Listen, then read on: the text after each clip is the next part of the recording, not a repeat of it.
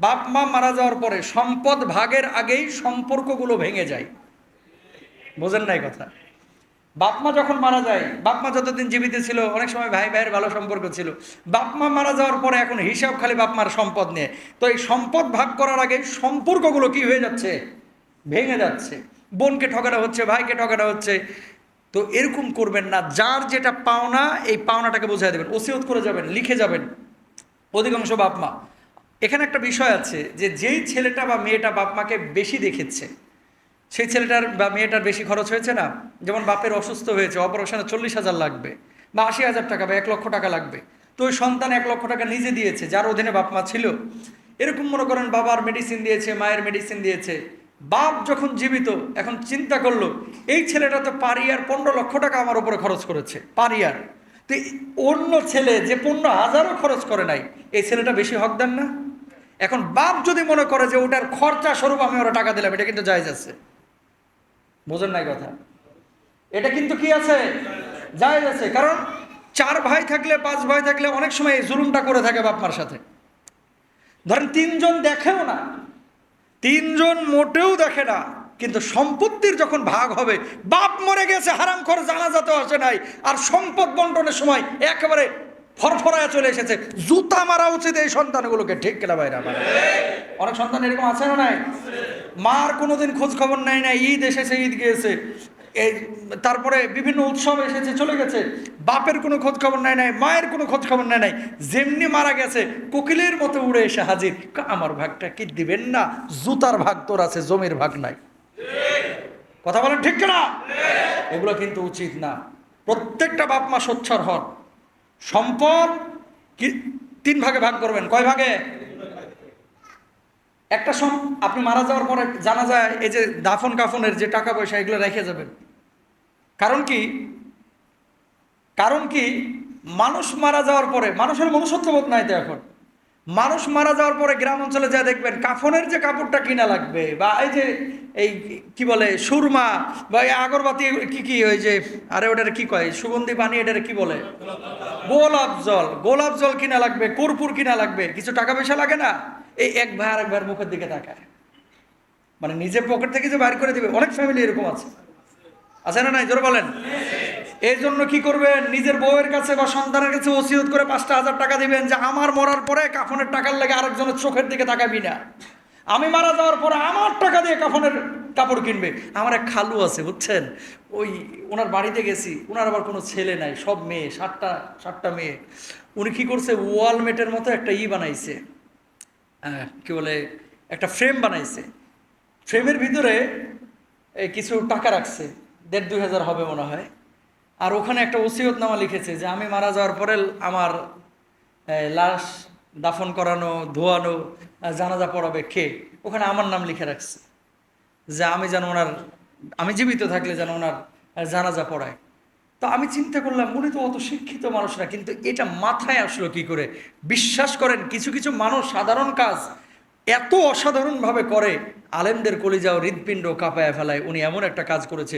প্রত্যেক মানুষ, আপনারা মৃত্যুর পরে আপনার কাফনটা, আপনার দাফনটা, বাঁশ কেনা অথবা কবর খোদাই করলে তাকে একটা পারিশ্রমিক দেওয়া, তারপরে আপনার কাফন কিনা, কর্পূর কিনা, আতর কিনা, গোলাপ জল কিনা, এগুলোর যে খরচটা আছে 5-7 হাজার টাকা দরকার হয়। ওই যে শেষ বিদায় স্টোর দেখেন না রাস্তার ধারে, ঢাকা সিটির ভিতরে শেষ বিদায় স্টোর, একটা কফিন থাকে আর ওখানে একজন বসে থাকে। ওটাই কিন্তু আসল ঘর ভাই, মানে আসল দোকান। কারণ আমার সর্বশেষ যাত্রার সর্বশেষ পালকি, সর্বশেষ যাত্রার সর্বশেষ ড্রেস, সর্বশেষ যাত্রার সর্বশেষ সুগন্ধি, সর্বশেষ যাত্রার সর্বশেষ গোলাপ জল, সর্বশেষ যাত্রার সর্বশেষ আতরটা কিন্তু ওই দোকানেই আছে। কথা বলেন ঠিক কিনা? মসজিদের 2 তলায় যেয়ে দেখেন, এই যে আপনাদের মসজিদেও খাটিয়াটা কোনায় নীরবে পড়ে রয়েছে। খাটিয়া কিন্তু কেউ ধয়েও না, মুছেও না। আর আমার গাড়ি প্রতিদিন একবার মোছা লাগে, ধোয়া লাগে। আপনার বাইকটা প্রতিদিন ধোয়া লাগে, মোছা লাগে।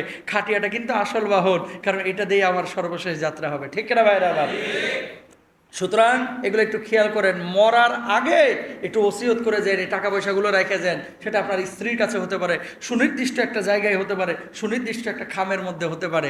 এবং ওসিয়তটা করবেন কোনো সন্তান যেন কেউ কাউকে না ঠকাস, যার যেটা হিস্সা আছে সে সেই হিস্সা নিয়ে চলে যাবা। অনেক সময় বাবারা আর একটা ভুল করে কি জানেন, বিল্ডিং করেছে 6 তলা, 5 ছেলে 1 মেয়ে, 5 জনকে 5টা ফ্ল্যাট দিয়ে মেয়েকেও বলে যে তোর একটা, যা। ভুল, এটা ভুল। মেয়েরা বাপ মার ইন্তেকালের পরে সমভাবে কখনোই পাবে না। ইসলাম বলছে কি, 2 ছেলে যা পাবে, মানে 2 মেয়ে যা পাবে 1 ছেলে তা পাবে, 2 মেয়ে যা পাবে 1 ছেলে তা পাবে। লিজ্জাকারি মিসলু হাজ্জিল উনসায়াইন, এটা মাথায় রাখবেন, লিজ্জাকারি মিসলু হাজ্জিল উনসায়াইন। মানে কি, আল্লাহ সুবহানাহু ওয়া তাআলা সূরা নিসার 11 নম্বর আয়াতের মধ্যে বলে দিয়েছেন কে কতটুকু সম্পদ পাবে। কেউ কারো উপরে জুলুম করবেন না। মেয়েদেরকে ইসলাম তো ঠগায় নাই ভাই। যখন বিয়ে দিলেন মেয়েটাকে, স্বামী যখন এই মেয়েকে গ্রহণ করে নিয়ে গেল, একটা বড় অ্যামাউন্টের কিন্তু মোহরানা তাকে দেওয়া হচ্ছে না? মেয়েটা বিয়ে করার পরে এই মেয়ের দায়িত্ব কার উপরে? স্বামীর উপরে না? মেয়ের বাপের উপরে কিন্তু কোনো দায়িত্ব নাই। তাহলে মেয়ে মোহরানা দিয়ে সেই মেয়েকে নেওয়া হলো, ওখানে ধরেন কথার কথা 3 লাখ টাকা পাইল। মেয়ে স্বামীর সম্পদ থেকে অংশ পাবে, মেয়ে ছেলের সম্পদ থেকে অংশ পাবে, মেয়ে বাপের অংশ থেকে অংশ পাবে।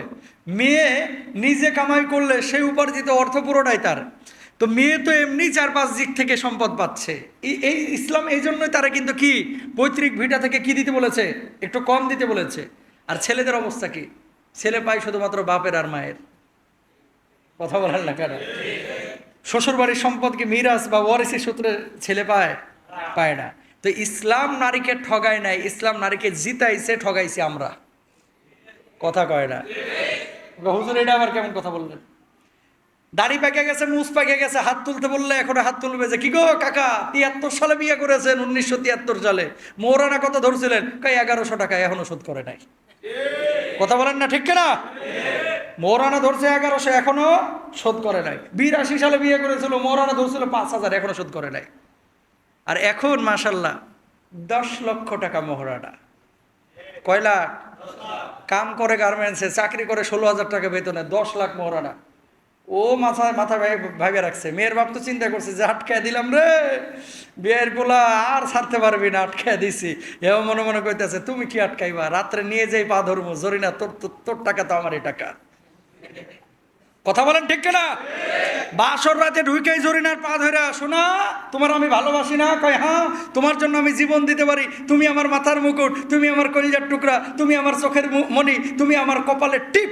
হা ভালোবাসা উতরে পড়তেছে। শোনা 10 লাখ টাকা ধরছিলাম, একটু মাফ করে দাও, সময় মতো বুঝাই দিব না, এখন মাফ করে দাও। কয় দিলাম মাফ করে। 3 দিন পরে যখন আবেগ শেষ, কয় সামারের ঘরের সামার, তোর সাথে বিয়ে বসে পাইছি নাকি? কথা বলেন ঠিক না?